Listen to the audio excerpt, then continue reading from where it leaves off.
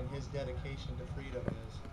And I would like him to come up and talk to us. So, and just so you know, kind of what's going on is we're waiting for our county sheriff to join us. We are. That No? could be a long wait. Okay. I'm glad you brought that up, okay? But that may be the case. What he said was the sheriff might be coming or he might be here, but he may not be. He's not my sheriff. Oh yeah. Hey, he's got a sheriff. So, but the sheriff is coming, okay?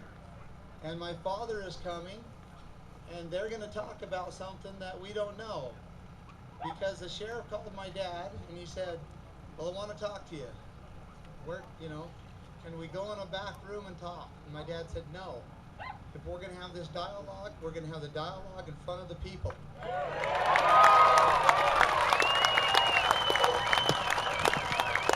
And so, my dad doesn't know what the sheriff has come to talk about. He does not know. And so it will be a true dialogue. And so the only thing I ask is that we be respectful. And I know that we realize he has not stood up to what his constitutional duties are. Okay? We know that, but let's just hear him out and let's see what he has to say and let them have that dialogue, and then we'll know where we're at when we're done. Okay? I'm going to turn the time over to my Uncle Steve.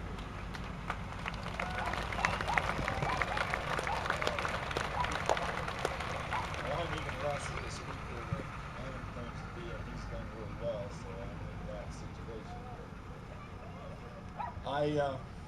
I just want to tell you people how proud I am to see what's happened here. From Monday morning I come down here and there's 3 of us, and you can count 50 armed vehicles. We had snipers on these hills up here, and I had that feeling of desperation that our freedoms are gone. And Okay. I don't know how we'll ever see them back again. How do you ever get back what you let slip away like that?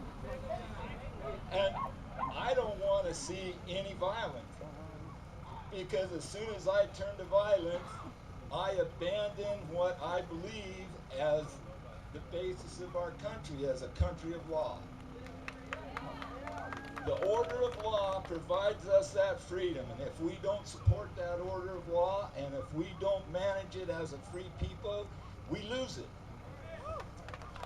And as I look at that, I have 7 sons, and I have a bunch of them, and one's on one side and one's on another, and the bottom line is we have a common interest in our freedom.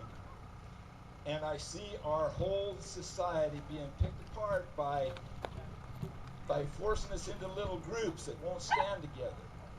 You got this group over here and they're worthless, and this group over here and they're this and they're that, and this is that, and everybody's divided, and everybody has some kind of conflict that they can't stand up for the other one, and this divides our society from being able to stand here. And I see people from every walk of life standing here, and this has changed my life from Monday till today. My feeling about my fellow man on this land, and about the hope we have for our country and how great it can be again. These types of regulations are turning us into a third world country. And it's not just the land, it's education. It's our food supply. I work in the timeshare industry. They're regulating us out of business. It is paperwork, every little thing. Where's your trash going? Where's your documentation? And we've taken care of it forever without them. Why do we now have to pay them to come tell me how to do what I'm doing? They come and ask you, what are you doing here? And then they come back and tell you how to do it and how to document it. Well, this kind of regulation divides us. Cliven was at odds because he hadn't paid range fees. And that's one of the most negative things in this thing, is that range fees weren't paid. But they wouldn't be accepted. and under regulation. Right now, there's not a person standing here, a business in this country, that can't be destroyed through federal regulation and harassment. It's the IRS, it's OSHA, it's everywhere you look. And if we're going to make a difference in our country, we need to correct this. And what started here started with the EPA. I was in the federal courts in Las Vegas when the ranchers scraped together enough money to try to appeal the ruling for them to remove their cattle off of this land. They said, you're ruining us. We can't remove this cattle. There's the only time of year there's any decent feed. They appealed it to the federal court. They hired one lawyer. Karen Budd was her name, from Colorado. She stood up there and made a case that documented that the ranchers had improved the range. There were more turtles than before. That the range is more productive. And not only that, they're producing a commodity that benefits all of society off of the desert. There's only a couple people I know that's tough enough to live out here and make something worthwhile out of it. But this federal judge was under the Clinton administration, and he stood up and said, I'm finding in favor of the ranchers. And during this whole case, the BLM's lawyers, the state of Nevada's lawyers, the conservation group, we had all of the greenies there. Every one of their lawyers got up to speak every time anything was said.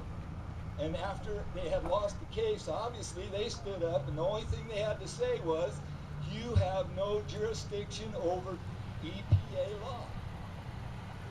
And there were no rights to oppose the EPA in any regulation. You had no federal recourse in the law, and he had the situation where he's already paid for the grazing out here. This fee that they're charging him is just an arbitrary fee. They say, well, you can put that many cows out there and it's going to cost you this much. And next week it's something else. And then next week it was, well, you could have put out 150 cows. Now you can put out 50. And you can either comply and go out of business, as they've done to all of the ranchers around, all of the people on the land. They want to completely be able to control it through regulation. I don't know that that's their plan, but that's what's happened to our country. And one at a time, they can take out anyone in this country that opposes them. And you can bet your license plates and your faces are now in the federal registry. That's weird. Good sound. You hear good over here. You can't even hear that. That sounds great over here. Yeah, you can't even hear right there. That's it. Good sound. But anyway, Through there. I'm getting rambling. I know I'm going the wrong direction with you people. What I'm saying is that when people of a common interest stand together, whether it's in the Lord's name, 2 or 3 gather in my name, I'll be there. Whether it's in the name of freedom, we gather together and stand because of our differences, not in spite of them. They got us standing separately all of the time. If we can get that message out, we have a chance to turn the direction of this country around, to get back to the greatness that this country was. Look at the change that we've made in the world with this freedom that's being taken away. We have raised the living standard, we have raised the conditions. We have, as a country, I can't claim anything. I didn't even serve. My dad was World War II.